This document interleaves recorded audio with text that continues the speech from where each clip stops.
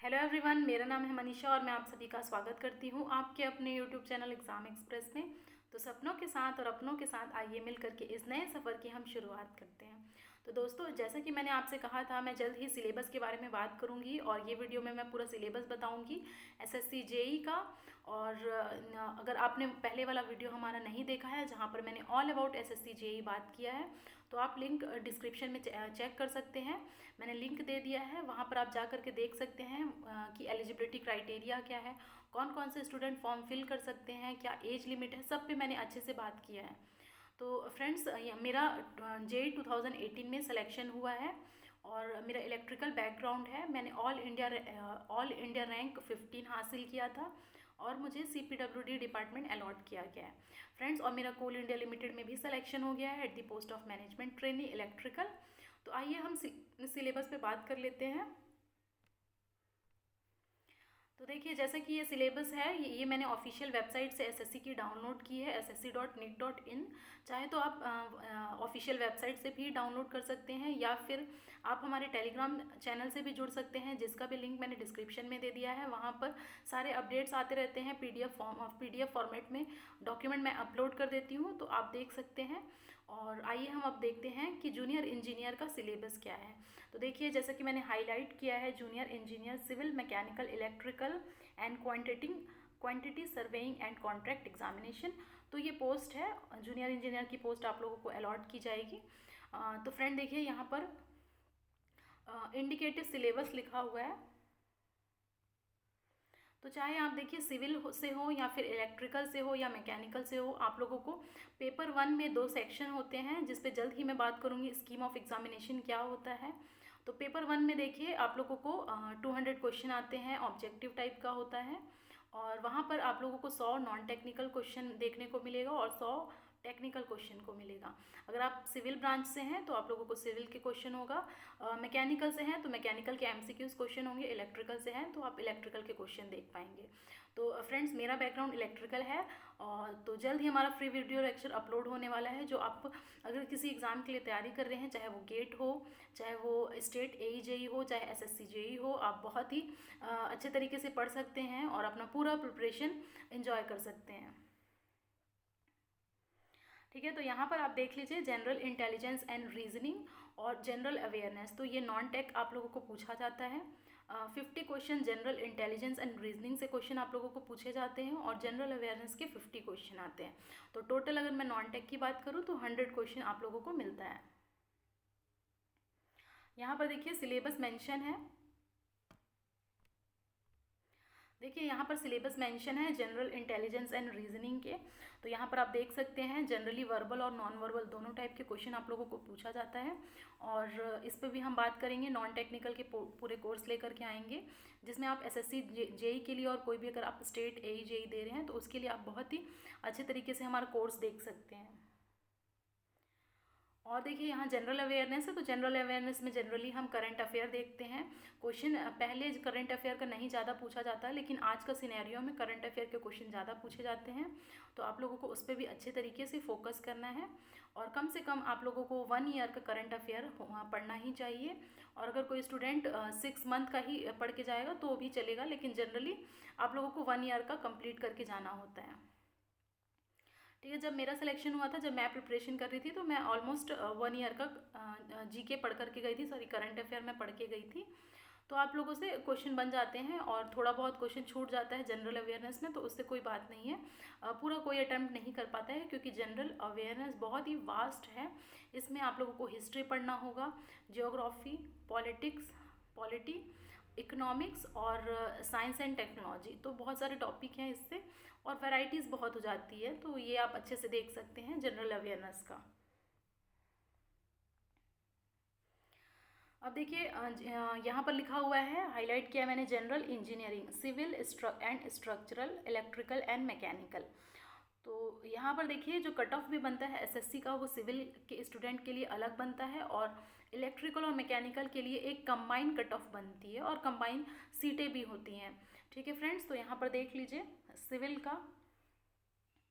तो जितने भी हमारे स्टूडेंट सिविल इंजीनियरिंग हैं, अगर वो वीडियो को देख रहे हैं तो आप अपने कॉपी में नोट डाउन भी कर सकते हैं, क्योंकि जनरली देखिए अगर आप खुद से सिलेबस को नोट डाउन करते हैं तो वो ज़्यादा अच्छा इम्पैक्ट देता है और आप लोगों को याद भी रहता है। एज अ स्टूडेंट जब मैं प्रिपरेशन करती थी तो मैं कोई भी एग्ज़ाम देने जाती थी उसका सिलेबस मैं अपने टेबल पे रख लिया करती थी, और क्योंकि सिलेबस जानना बहुत ज़रूरी है इसीलिए या तो आप प्रिंट आउट निकाल लीजिए या हैंड रिटन अपना खुद बना लीजिए। और मैं अगर अपनी बात करूँ तो मैं हैंड रिटन ज़्यादा प्रेफर करती थी। तो यहाँ देखिए ब्रीफ में बात किया है सिविल इंजीनियरिंग के बारे में, तो आप देख सकते हैं civil engineering and structural engineering, building material estimating, costing and valuation, surveying, soil mechanics, hydraulics, irrigation engineering, transportation engineering, environmental engineering. फिर आता है स्ट्रक्चरल इंजीनियरिंग, तो theory of structures, concrete technology, RCC design and steel design. ठीक है, तो ये एक बार brief में बताया गया है कि आप लोगों को सब्जेक्ट कौन कौन से पढ़ने होते हैं, उसका भी डिटेल हम आगे जा कर के देखेंगे। और आइए यहाँ पर हम पार्ट बी देख लेते हैं, इलेक्ट्रिकल इंजीनियरिंग। तो जब कभी आप कन्वेंशनल पेपर अटैम्प्ट करेंगे डिस्क्रिप्टिव पेपर 2, तो वहाँ आप लोगों को क्वेश्चन पेपर में तीनों ही ब्रांच के क्वेश्चन देखने को मिलेगा। पहले ए पार्ट में आपको सिविल इंजीनियरिंग देखने को मिलेगा, बी पार्ट में आप लोगों को इलेक्ट्रिकल इंजीनियरिंग देखने को मिलेगा, और सी पार्ट में आप लोगों को मैकेनिकल के क्वेश्चन देखने मिलेंगे। तो आप जिस भी ब्रांच से बिलोंग करते हैं आप उस क्वेश्चन को अटैम्प्ट कर सकते हैं।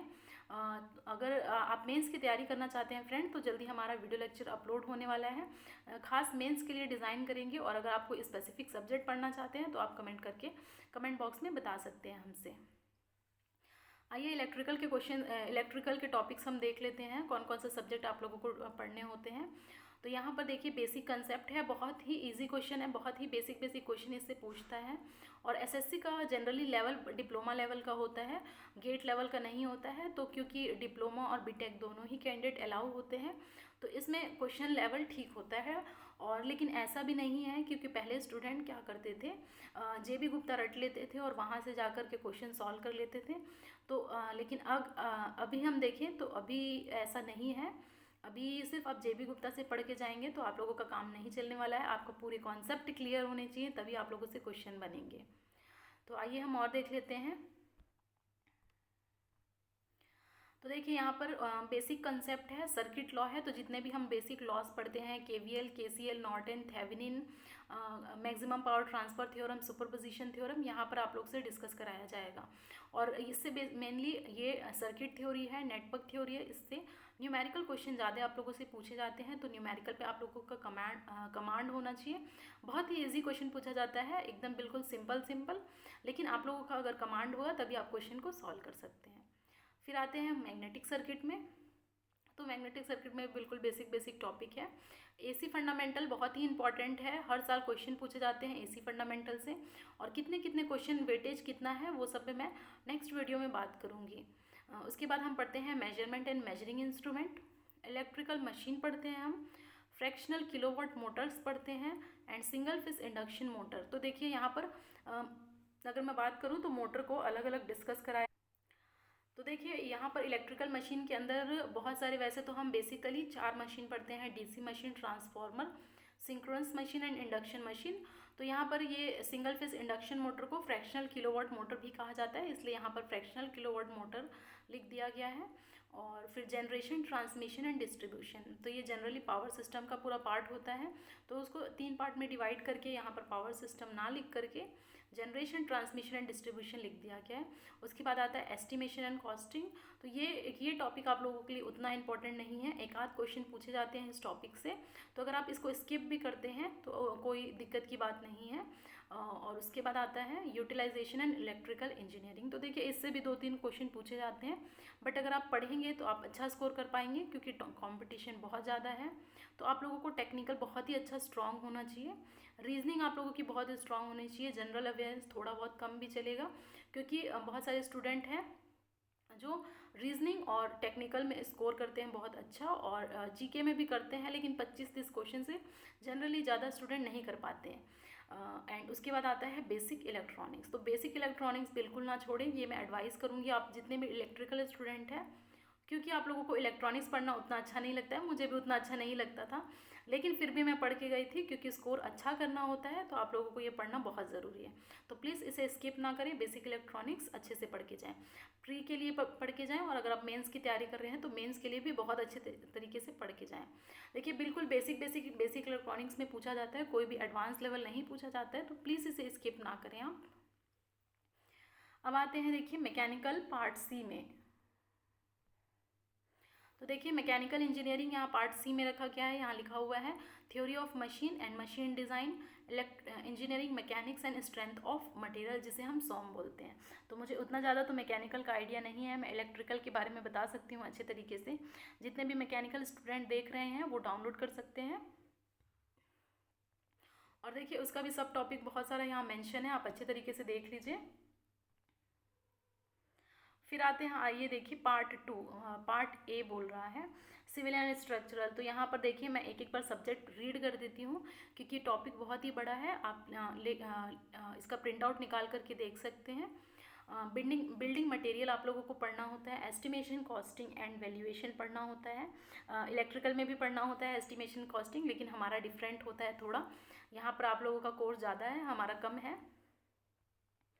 उसके बाद आता है सर्वेइंग, फिर सॉइल मैकेनिक्स आता है, और फिर हाइड्रोलिक आता है, irrigation engineering, transportation engineering, environmental engineering. तो देखिए सिलेबस बहुत बड़ा दिख रहा है, लेकिन अगर आप तैयारी जब करेंगे तो आप लोगों को बहुत मज़ा आएगा। अच्छे अच्छे क्वेश्चन आप लोगों से पूछे जाते हैं, और अगर आप लोगों को अच्छा स्कोर करना है, अच्छे अच्छे डिपार्टमेंट आप लोगों को चाहिए, तो अभी से आप मेहनत करिए। अगर कोई नया बच्चा हमसे जुड़ रहा है तो आप टेलीग्राम हमारा ज्वाइन कर सकते हैं, और लाइक करते रहिए वीडियो को। अगर अच्छी लगी तो शेयर कर दीजिए दोस्तों के साथ, और चैनल को सब्सक्राइब करना ना भूलें, ताकि फर्दर अपडेट्स आप तक पहुंचते रहे। तो दोस्तों अगर आप SSC JEE 2020-21 की तैयारी करना चाहते हैं, और अगर कैसी प्रिपरेशन मैंने किया, क्या स्ट्रेटेजी थी, उस पर अगर आप जानना चाहते हैं तो आप हमें कमेंट कर सकते हैं। उस पर भी मैं एक एक करके बात करूँगी आप लोगों से। फिर आता है स्ट्रक्चरल इंजीनियरिंग। तो यहाँ पर आप लोगों को पढ़ना होता है theory of structures, concrete technology, RCC design, steel design. तो ये हम लोगों ने देख लिया था ऑलरेडी। इसमें जो क्या क्या सब टॉपिक है आप लोगों से पूछा जा रहा है, बताया जा रहा है आप लोगों को। इलेक्ट्रिकल इंजीनियरिंग है, तो देख लीजिए मैं मेन सब्जेक्ट आप लोगों को बता चुकी हूँ। बेसिक कंसेप्ट बहुत ही ईजी है, जैसे कि जितने भी हम पढ़ते हैं करंट, वोल्टेज, पावर, एनर्जी, उनके यूनिट, ये सब के बारे में आप लोगों को क्वेश्चन आएगा। फिर सर्किट लॉ मैंने जैसे बता दिया, जितने भी थ्योरम है वो यहाँ पर हम पढ़ते हैं। मैग्नेटिक सर्किट में हम बेसिकली मैग्नेटिक मटेरियल्स के बारे में पढ़ते हैं, और उसके बाद हम सेल्फ एंड म्यूचुअल इंडक्शन के बारे में पढ़ते हैं, इलेक्ट्रोमैग्नेटिक इंडक्शन, फैराडे लॉ, ये सब हम पढ़ते हैं, जो कि हम आगे देखने वाले हैं।